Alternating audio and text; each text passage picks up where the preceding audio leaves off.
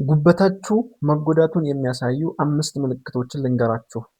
አንደኛ ከመጠን በላይ የሆነ ማሳከክ ስሜት ምንም ሽፍታ ሳይኖር ማለት ነው። ይህም ከየት ነው የሚመጣው? ባይል ሶልት የሚባለው ቆዳችን ስር ሲከማች እንደዚህ አይነት ምልክቶችን ያመጣል። የማሳከክ ስሜቶችን ያመጣል።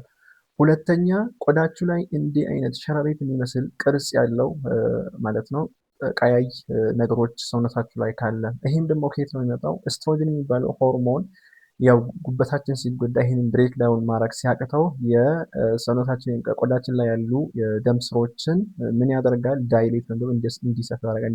እንደዚህ አይነት ምልክቶችን ያመጣል ማለት ነው።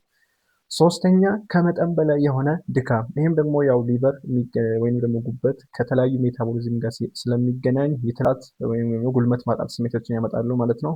ምንም እንኳ በቂ እንቅልፍ ብትወስዱም ከመጠን በላይ ድካም የሚሰማችሁ ከሆነ አንዱ የጉበት ችግር ወይም ደግሞ ጉዳት እንዳለ ነው የሚያሳየው ማለት ነው።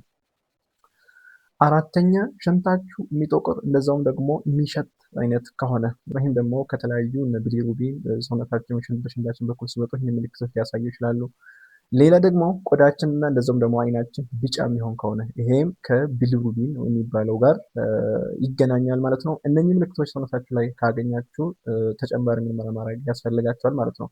ይሄ ማለት እንግዲህ ይሄን ሁሉ ያለው ሰው የጉበት በሽታ ብቻ ነው ሳይሆን ሌሎችም ነገሮች ይህን ሊያመጡ ስለሚችሉ መለየት አስፈላጊ ነው።